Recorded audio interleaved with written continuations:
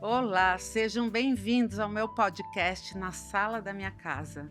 Hoje eu trouxe para vocês uma convidada super especial, uma cantora de ópera, a Thaís Azevedo. Obrigada, Thaís, por você estar aqui com a gente. Obrigada, Sara. Obrigado pelo convite. É um prazer estar aqui com você na sala da sua casa. Então, eu gostaria de saber de você como que foi a sua trajetória na música. Como aconteceu a música na sua vida? Bom, legal. Assim como a maioria dos cantores, eu comecei a cantar na igreja, né? Quando eu tinha muita pouca idade, em torno dos meus 7 anos, comecei a cantar nas missas. E comecei a cantar porque eu gostava de cantar. Eu achava bonito, eu gostava e eu queria também participar. E aí, logo com o tempo foi passando, né? E eu fui descobrindo que eu tinha jeito pra cantar, Hum, que eu era afinada, que a minha voz era boa, era bonita.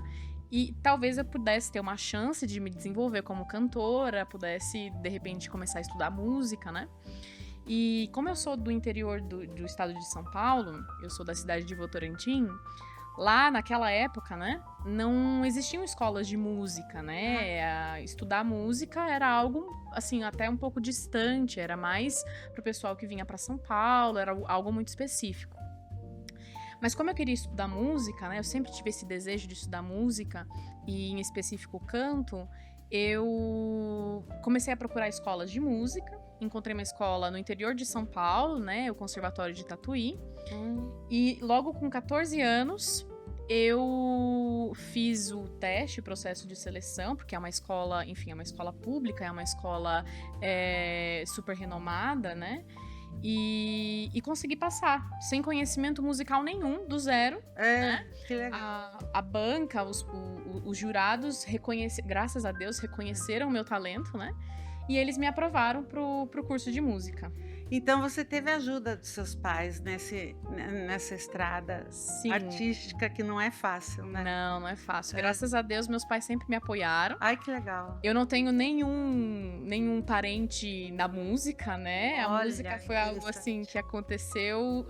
Você é a primeira. Exato, sou a Aham. primeira da família. É. Mas meus pais sempre me apoiaram, sempre me ajudaram, né, nessa caminhada. E aí, quando eu comecei a estudar música, quando eu comecei a conhecer, né, de fato, e eu não conhecia o repertório erudito, né, eu conhecia música popular, música brasileira, mas não conhecia ópera, não conhecia música de concerto, orquestra, essas coisas. E quando eu conheci de fato, que foi quando eu fui estudar música, eu me apaixonei por aquilo, e eu tinha os meus 14, 15 anos naquela época. E eu mergulhei de cabeça, Hum, né? E aí terminei a escola, terminei meus estudos e falei, eu acho que eu quero isso como profissão. Eu acho é que isso. essa é a minha vocação, esse é o meu chamado. E aí comecei a ir, aí fui pra faculdade, não conseguia pensar em outra profissão, em outra carreira a não ser música. Fiz faculdade de música aqui É. em São Paulo. Me formei na faculdade de música em 2019. Depois, em 2020, que foi o ano da pandemia, eu já tinha vontade de aprofundar os meus estudos, já tinha vontade de estudar fora do país, mas por conta da pandemia, né, de tudo que estava acontecendo naquele momento, eu não consegui avançar. Mas em 2021, eu consegui uma bolsa de estudos para estudar na Suíça. Ai, que legal. E aí foi É. quando, em 2021, eu fui embora do Brasil e fiquei 3 anos na Suíça, Ah, você ficou 3 anos estudando música. estudando música. Fui E fazer. como que foi essa experiência lá? Foi incrível, foi É. uma ótima experiência. Fui para fazer um mestrado em interpretação musical. E assim, eu me considero uma pessoa muito corajosa, porque todas as coisas que aconteceram na minha vida sempre foi assim: agora vai. Aham. E aí eu precisava ter coragem, e mesmo não estando preparada para aquilo, né? E, por exemplo, eu fui para a Suíça, fui para a parte francesa da Suíça, né? Pro sul da Suíça, que é a parte francesa, né? E fui sem saber falar francês. Ai, Não sabia falar francês, fui com a minha cara e com a coragem difícil. para fazer um mestrado. É. Mas graças a Deus deu certo, né? Fiquei 3 anos lá, conheci muitos brasileiros, conheci pessoas incríveis que me ajudaram. E foi um sonho. Foi É. um sonho que, assim. Não, um sonho que realizou. Sim. Ó, que legal, muito bom, né, pessoal? E como a música de muitos cantores que conhecemos vem da igreja, eu acho isso interessante, né? Sim. Foi a sua mãe que colocou você para cantar na igreja ou foi você mesma que queria cantar na igreja? Na verdade foi meu pai que viu que eu gostava, que eu participava, que eu cantava em casa, né? Que quando chegava assim, no momento da missa, eu queria cantar, eu me imaginava ali cantando.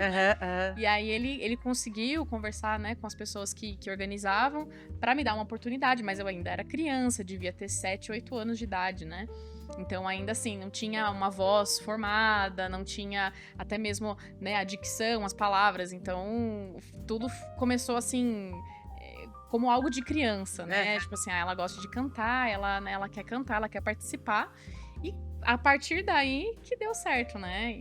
E a música tá muito atrelada a essa questão da igreja, né? Muitos cantores nascem, né? Porque cantam na igreja, porque começaram na igreja. E acabam sendo descobertos dentro desse nicho. Né? Exatamente. Muito bom. Sim. Thaís, e o que você acha de cantar para o nosso público uma música Ave Maria? Eu amo Ave Maria. Você canta Gounod ou Schubert? Canto as duas, mas pode ser Schubert? Adoraria uma canjica. Tá, vamos lá. Vou colocar aqui a minha orquestra. Vamos ver agora a voz da Thaís. Ave Maria de Schubert é muito especial para mim. Foi a primeira Ave Maria que eu aprendi. Né? E eu me imagino todas as vezes cantando Ave Maria, eu ofereço o meu canto para a Virgem Maria. Independente se eu tô cantando numa missa, num casamento ou para alguém, eu ofereço como forma de oração. A canção como forma de oração. Ai, que lindo. Vamos lá.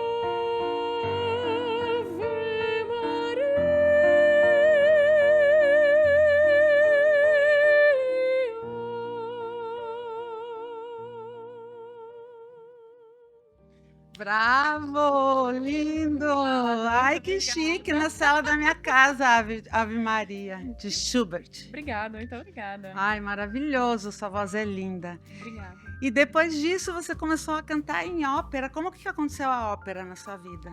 Então, como eu falei, né, eu só conhecia música popular, conhecia, né, música brasileira, não conhecia ópera.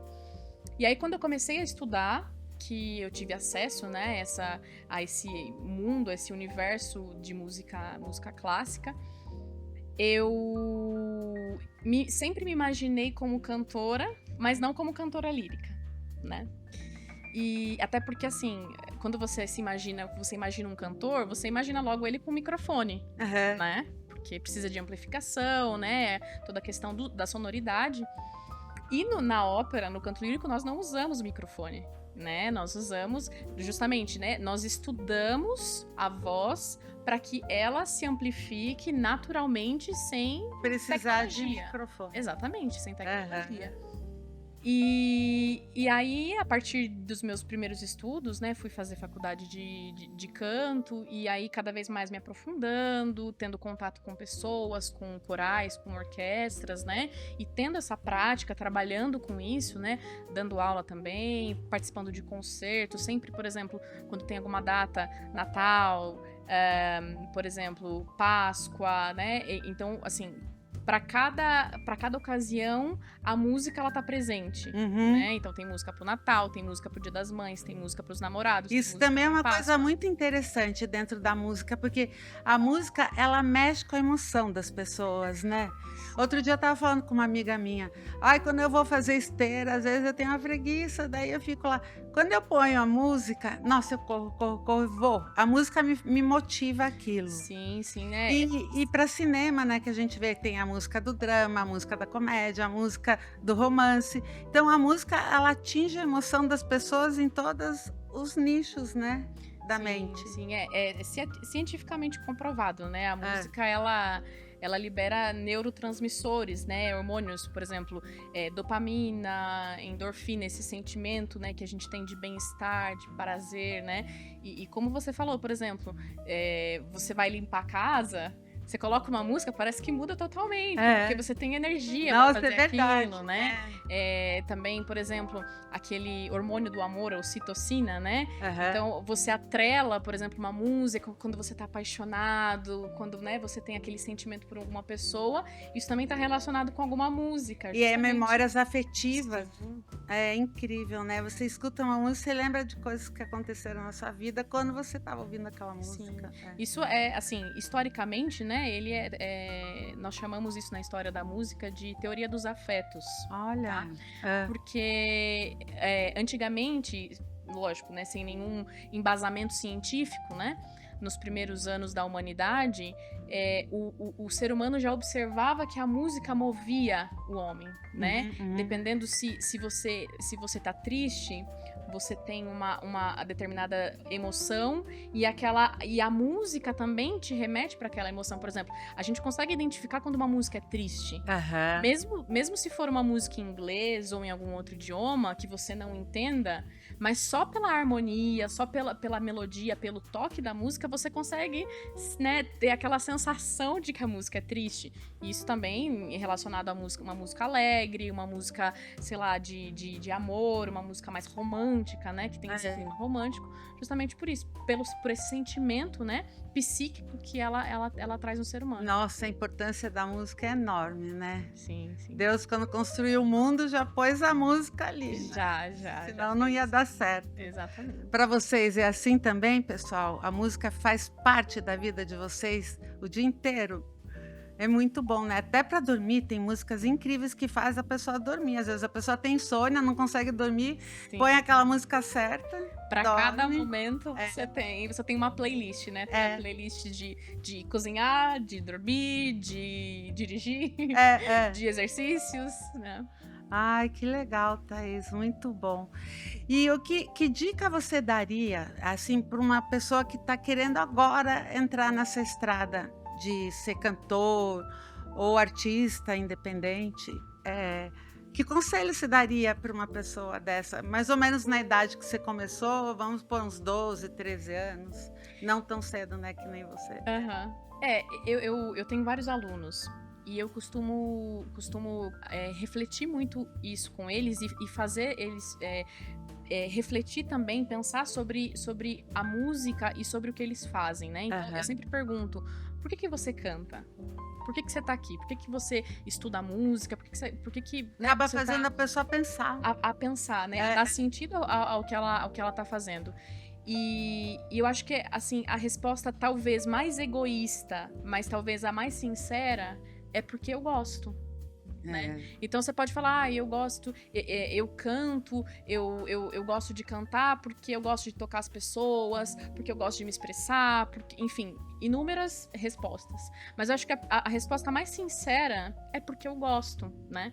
E eu encontrei essa resposta quando eu comecei a estudar, e foi essa resposta que me motivou a continuar, a seguir os estudos, e como, né, você mencionou anteriormente, né, dessa dificuldade, né, de você estar nesse meio musical, porque existem muitas pessoas, é um grande comércio, né?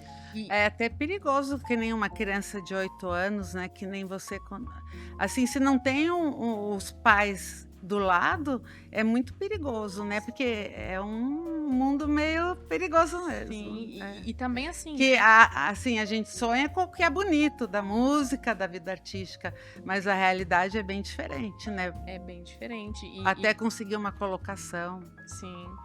E, por exemplo, essa experiência que eu tive fora do Brasil, né? Eu senti muito essa dificuldade, não tanto pelo meio musical, mas, por exemplo, pelo fato de eu ser brasileira, né? Então, existe esse preconceito, né, de outros países em relação aos brasileiros, porque a música aqui, nós temos essa mentalidade de que tudo que é europeu, tudo que é estrangeiro é melhor do que a música feita aqui. Verdade, né? E também fora do Brasil, a gente vê isso, né? A gente não tem essa tradição musical desde pequenininho, na escola, né, na família. E ópera no Brasil, eu pelo menos assim, a gente normalmente sabe de óperas que vêm de fora, né? Exato. Já teve ópera feita aqui no Brasil, que a história do Brasil, a ópera montada em cima? Já teve. É muito engraçado falar sobre isso, porque, como, né, você falou, existem muitas óperas de fora, né? Essa tradição, como é uma tradição europeia, a gente sempre atrela ópera à Europa. É verdade. Né? E aí, se você for colocar no YouTube ou no Google ópera, você só vai ver coisas que não são brasileiras, né? Que de fato são os mais famosos, né? Mas no Brasil, a partir do século XIX, né, início do século XX, nós temos muitos compositores brasileiros que fizeram história, não só no Brasil, mas também fora do Brasil, reconhecidos mundialmente, que tem composições lindas, né? A gente tem, por exemplo, Villa-Lobos, que foi... Nossa, incrível. Talvez é a referência brasileira, né, para o mundo, né?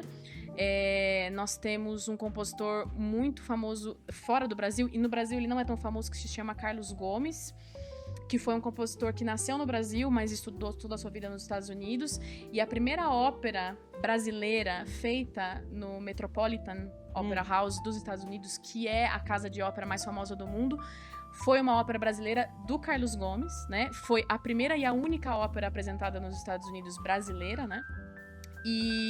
E assim, é muito engraçado porque além de você atrelar a música erudita, a ópera, à Europa, você também associa isso como algo antigo, né? Então toda vez que você vê a ópera, minha avó ouvia ópera, a minha bisavó, meu bisavô ouvia ópera, e é algo atual. Sim. Porque a ópera é uma manifestação artística, né? É verdade, tem muita gente que fala, vamos assistir uma ópera, não, é chato. Coisa de velho. É um conceito que não é mais assim, exatamente. né? E a ópera, ela é uma manifestação artística, assim como uma peça de teatro, assim como qualquer outra arte, né? Como pintura, escultura, teatro, dança, né? Ela é uma demonstração da realidade, né? Você me perguntou sobre ópera brasileira. Eu tive o privilégio de recentemente participar de uma ópera que foi apresentada em 3 estados, em São Paulo, no Rio de Janeiro e em Minas Gerais. E a ópera se chamava Hilda Furacão. É super conhecido, Hilda Furacão. Sim. Não teve uma minissérie na Rede Globo? Sim, foi uma minissérie nos anos 90. E o mais incrível foi que essa ópera, ela foi uma ópera composta por um brasileiro, de uma história brasileira, né, situada no Brasil, e nós, né, todo o elenco, músicos brasileiros, né, então foi a estreia mundial dessa ópera. E assim, foi também um grande desafio, porque a música erudita, ela foi pensada, ela nasceu num contexto europeu da Itália, né? Então, a escola de canto erudito, ela é italiana. E ela é pensada no idioma italiano. Porque o idioma italiano, ele tem uma particularidade que ele é, basicamente, as palavras, elas são, basicamente, proparoxítonas. Ou seja, a acentuação natural da palavra, ela tá no meio da palavra e não no final. Por exemplo, mangiare. Mangiare. Ela tá no meio. Proparoxítonas, vamos aprender, que eu também não sei muito disso, não. Mangiare. Isso. E o português brasileiro... Que fica acentuado no já, é isso? Isso. A acentuação, ela não tá no final da frase, da palavra, né? Ela tá mais pro meio da palavra. E o português, né, brasileiro, as nossas palavras, né, o nosso vocabulário, ele é mais voltado para oxítonas, né, para acentuação no final. E tudo isso influencia quando você vai cantar, né? Por exemplo, se você fizer uma adaptação, né, de uma ópera italiana para o português, o que aconteceu? Eu também tive a oportunidade de fazer uma ópera que se chamava Cinderela, que foi apresentada no... Cinderela é muito famosa. Sim, no Teatro São Pedro, aqui em São Paulo. E essa ópera, ela foi composta em francês. Então, a música, a melodia, a orquestração, ela foi pensada para o idioma francês. E aí, quando ela foi traduzida para o português, muita coisa se perdeu e muita coisa teve que se adaptar. Entende? Porque o português tem uma sonoridade diferente, porque nós temos fonemas, nós temos vogais, nós temos nasais, né? Sons nasais que não tem no francês, né? E vice-versa, no francês tem sons que nós não temos, nem conseguimos fazer, né? Então, essa adaptação, ela já é assim, é uma adaptação mesmo, porque não tem como você simplesmente traduzir copia e cola. Né? E o legal que foi dessa ópera Hilda Furacão foi que ela foi pensada no idioma brasileiro, português, né?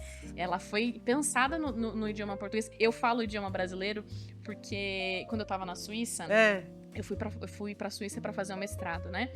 E esse mestrado que eu fiz, a minha tese de mestrado foi sobre o português brasileiro. Né? Que legal, muito bom. Como eu fui pra eles foi interessante. Sim, eu fui a primeira brasileira que estudou na Universidade de Genebra, né?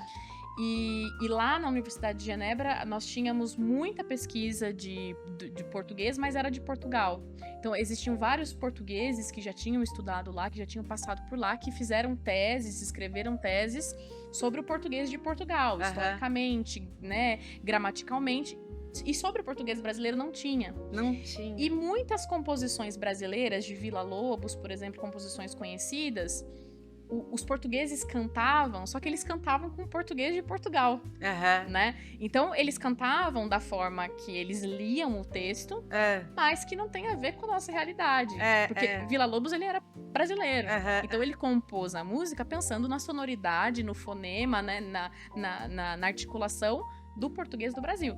E na minha pesquisa de mestrado, eu para fazer essa diferenciação, eu falo língua brasileira. Em alguns momentos, né, eu cito língua brasileira, português brasileiro, porque como eu fiquei 3 anos lá, eu conheci muitos portugueses e assim, começa a ser gritante a diferença do português de Portugal e do português do Brasil. Com certeza. Eu não sei se você conhece portugueses, mas você vai conversar com eles, às vezes você nem entende o que eles falam. Não entende. Porque o português deles é diferente. Completamente. Pela organização histórica, social deles. E então, assim, são quase como 2 idiomas diferentes, né? Português brasileiro e português. Que legal, né? Legal. Como é bom um brasileiro fazer a diferença. Todos nós podemos fazer a diferença, né, Thaís? Sim. Às vezes em algo que a gente menos espera, que nem você, foi levar para eles a nossa língua, né? Sim. Através da música, da sua profissão. Sim. E me fala, qual o seu ídolo na música? Quem que é uma referência para você? Que te incentivou, assim, que te motiva? Bom, a nível de cantor lírico, existe muitos cantores que fizeram história, né? A sua maioria europeus, né? Quando eu comecei os meus estudos, eu gostava muito de uma cantora muito conhecida também, que se chama Maria Callas. Ai, maravilhosa. A história dela, né? Ela é incrível, né? ela assim, rompeu barreiras, né? A voz dela foi um ícone, foi um marco na história, né? Então ela era assim a minha favorita. Então eu tentava assim, quando eu era mais jovem, tentava imitar, tentava cantar da mesma forma que ela cantava, né? Porque eu achava ela assim, o meu... E ela desafiou tons também, né? Ela às vezes não ficava no confortável do tom dela, né? Sim, ela sempre ia aos limites. Ela sempre explorava os limites da voz. Ninguém fica assim conhecido que nem a Callas à toa, né? Tem um caminho que é legal a gente ter nossos ídolos, nossas inspirações, né? Para seguir em frente, seja qual sua profissão for. E se não for, quem sabe achar uma agora? Quem sabe cantar, né? Aí temos a Thaís aqui, que ela também dá aula de música, né? Que você comentou aqui no podcast. Ai, que gostoso, hein? Eu quero todos vocês aqui na sala da minha casa. Thaís, eu gostaria que você desse outra canjica pra gente. Você podia cantar uma música, alguma ópera que você gosta? Sim, eu preparei aqui da minha orquestra mais uma área de ópera, que foi a primeira área de ópera em si que eu aprendi, que é a área O Meu Babino Caro, da ópera Gianni Schicchi, de um compositor italiano que se chama Giacomo Puccini. Ai, Puccini, famoso, Puccini, né? famosíssimo. Lindo. Ai, vamos. Oh, mio babino caro, mi piace bello, v'andare in Porta Rossa a comperar l'anello. Sì, ci voglio andare, e se la mar s'inganno,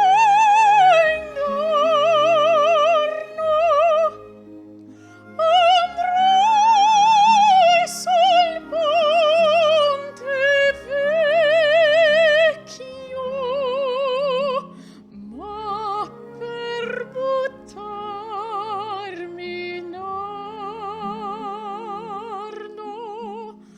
mi strago e mi tormento.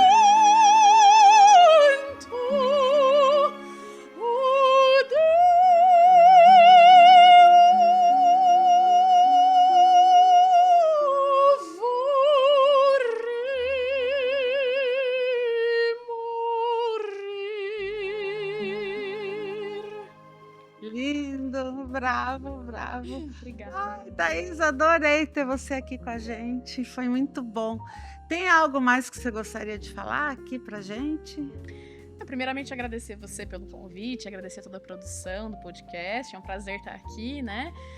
Você é uma pessoa também muito querida para mim, né? Obrigada. Para falar de um assunto que para mim é muito, muito especial, né? A minha vida, a minha profissão, é aquilo que eu acordo todos os dias para seguir, para viver a minha vida, né?